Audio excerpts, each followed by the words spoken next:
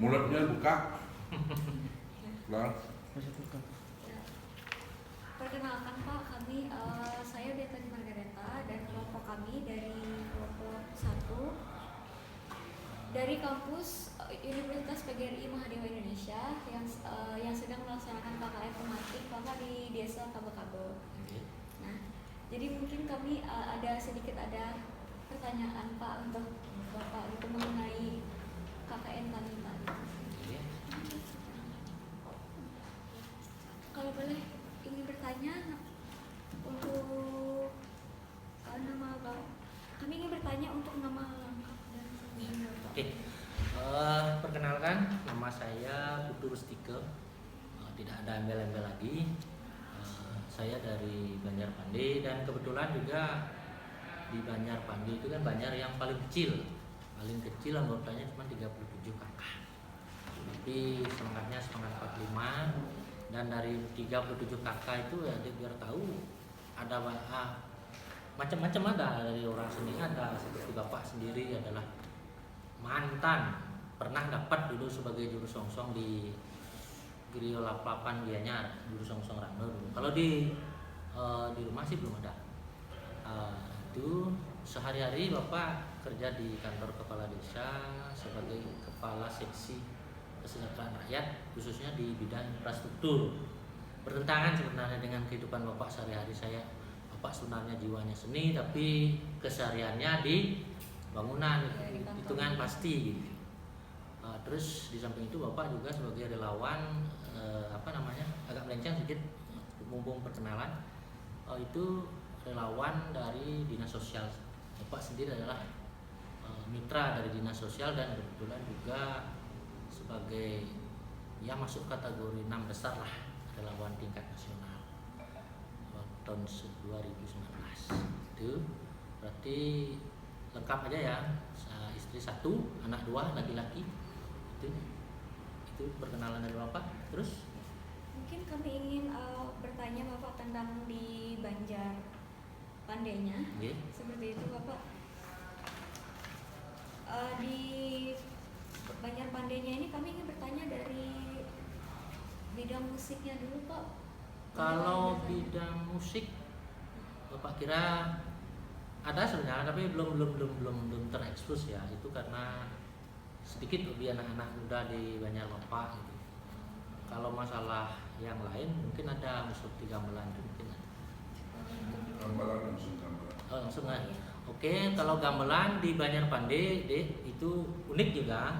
Mungkin nanti adik bisa lihat secara langsung karena berdirinya gamelan di Banjar Pande khususnya gong itu ya, itu terdiri dari sebuah beleganjur dulu.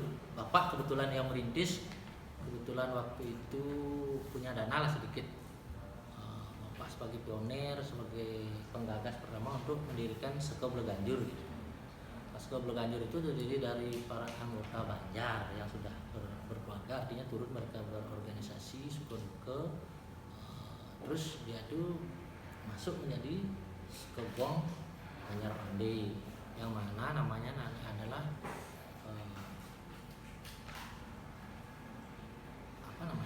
nanti tak sebutin. Terus berkembang karena ingin maju itulah.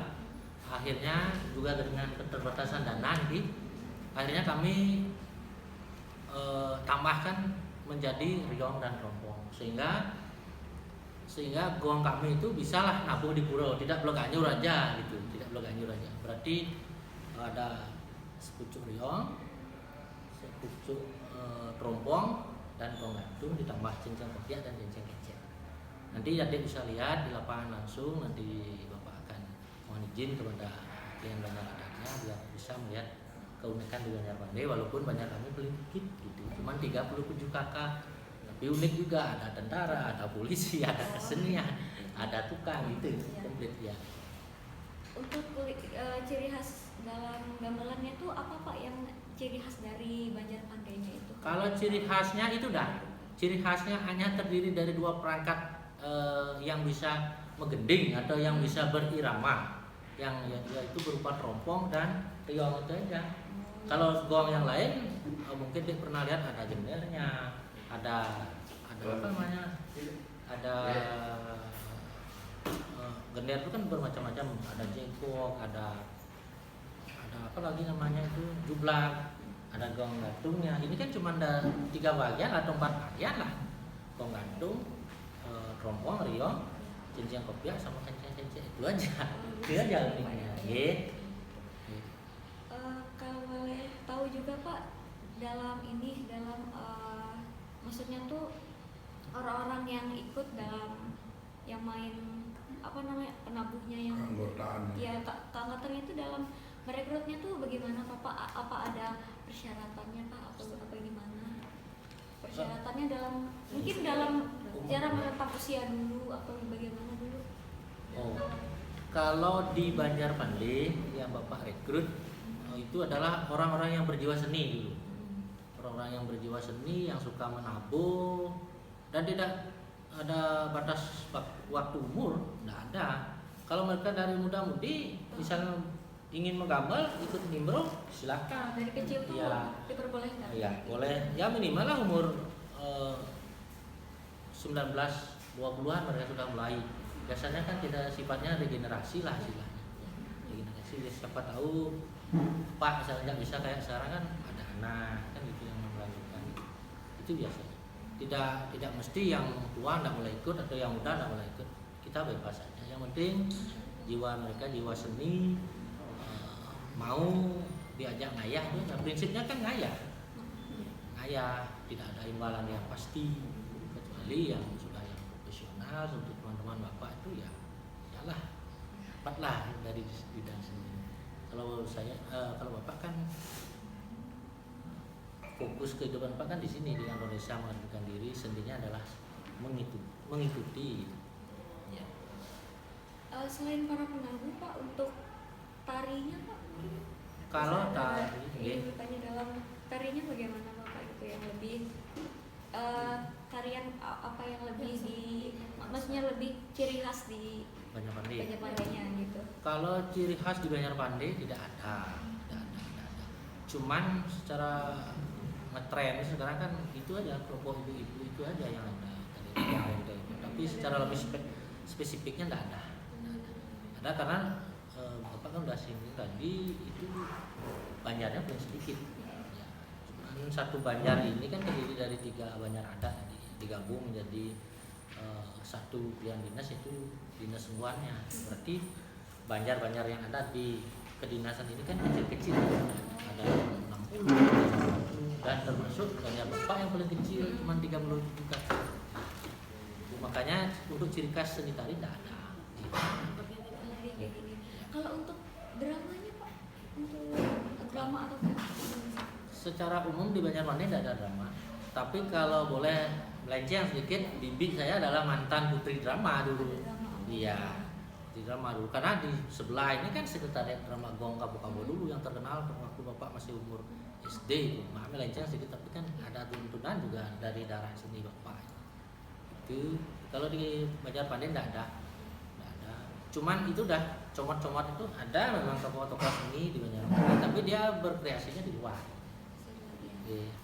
Kalau boleh tanya Pak, untuk misalkan musik, tari atau drama itu apakah pernah ikut perlombaan atau pernah ikut kayak tampil di mana seperti itu Pak? Mungkin ada prestasi yang pernah mewakili dari Banjarpande itu Pak? Kalau tari sama itu tidak pernah, tapi melenceng lagi sedikit kalau lebih ke penabuh. Kalau penabuh juga belum pernah karena baru akan mulai lomba nih, sudah ada pandeminya kan nggak bisa. Itu sebenarnya lomba-lomba itu ada semenjak Bapak juga ikut di Sekegong Desa dulu. Sudah ada lomba-lomba seperti lomba tari, tapi mau pentas tahun 2020 udah pandemi. Oh iya. Sayang sekali. Yeah.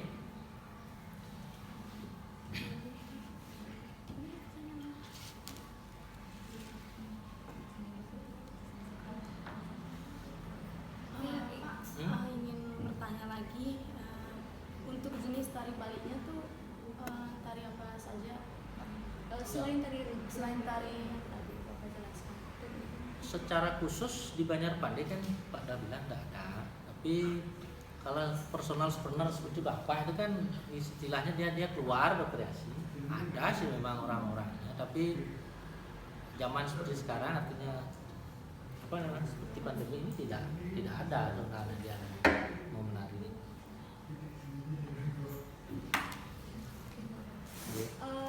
Untuk yang di kesenian, untuk yang tari sama yang apa namanya yang gamelannya itu berarti lebih ke, maksudnya tuh makna dari itu lebih ke sakral atau lebih ada yang untuk hiburan atau bagaimana Mbak itu? Kalau yang di Banjar Pandey lebih ke sakral karena kita bersifat ngayah, karena kami mempunyai satu pura Banjar, jadi lebih spesifik kami ngayah di lingkungan. Kalau misalnya dapat giliran di desa ya di desa adat itu bisa, itu yang bikin kami. Oke, ada lagi? Untuk jenis tari Trabus Bali itu seperti apa Pak? Bisa dijelaskan? Kalau di Banjar Pandey, Iya. kalau di Banjar Pandey biasanya tabu yang banyak yang kami pelajari itu berkaitan dengan riadnya misalnya. Kalau boleh kami sebutkan mungkin melenceng ya, tapi maaf nanti kan bisa Iya. ada yang itu biasanya paling ya semacam tabu dulu yang gitu aja, tari pependetan dan itu yang kita pelajari tabu-tabu karena itu berkaitan dengan riadnya yang kita lakukan di pura gitu. Selain gong kebiar yang ada di Banjar Pandey, tabuh apa aja yang ada? Kalau di Banjar, gamelan apa aja ada? kalau di Banjar Pandey karena Banjarnya sedikit di jalan, berarti kami fokus hanya gong-gong itu kebiar aja. Gong kebiar itu kira-kira keberadaannya tahun berapa? Bisa sedikit. Kalau tidak salah ya karena saya emang sekitar tahun 1999. Ya, artinya Pasti. era 90-an lah. Iya, 99. Ya, selain tari yang disebutkan yang ada tari DPKK atau tari-tari yang biasa, adakah tarian yang lain yang ada di Banjar? Ya, jenisnya umpamanya topeng gitu, apakah ada? Apa bagaimana? Kalau di Banjar Pandey itu yang semacam topeng tidak ada. Tidak ada. Grup topeng tidak ada juga. Karena- Selain grup topeng, grup ini, grup apa aja yang ada? Biasanya itu aja dah yang satu, artinya satu gong kebiar itu aja. Gong kebiar aja. Kecuali yang mau belajar seperti Tiang, itu kan lain lagi punya grupnya sendiri. Kalau Tiang setariannya di Girian apa itu Oke. biasa. Maaf leceh aja. Tidak apa. Ya. Seni-seni yang ada khususnya di Banjar Pandey, ya, Ya. apakah ada yang acuannya nanti ke agrowisata? Kalau menurut Tiang ada. Contohnya seperti apa? Yang kalau tidak pandemi nih kan mau pionirnya kita pelajari ya semacam tadi rejang itulah kan memang itu gitu. akan Iya, di artinya rejang nanti sebagai dan tari pendeknya itu ya, biasa. rejang dan pendet menjadi Iya. plak daripada desa Banjar Iya, Pandey. iya. Karena banyak kami kan paling kecil. Ya, berapa Banjarnya? Kurang 37 kakak. 37 kakak. Tapi komplit. Iya. Ada yang mesti, ada yang Iya. di Ya. kerjaan juga begitu. Ya, Adek, bila ada yang tanyakan lagi bapaknya silakan. Ya. Oke. Tentang Banjar Pandey sejarahnya. Ya, Sejarah Iya, Banjar. sejarah ya, mungkin secara singkat aja Pak. Ya, Kalau sejarah Banjar Pandey ini menurut kakek saya ya. Ini sebenarnya kami itu apa namanya? Tetatadan dari raja sini di depan lurah di Abdi Raja. raja. Karena maaf ini agak surah gitulah istilahnya. Karena kami kan keturunan Bugandring.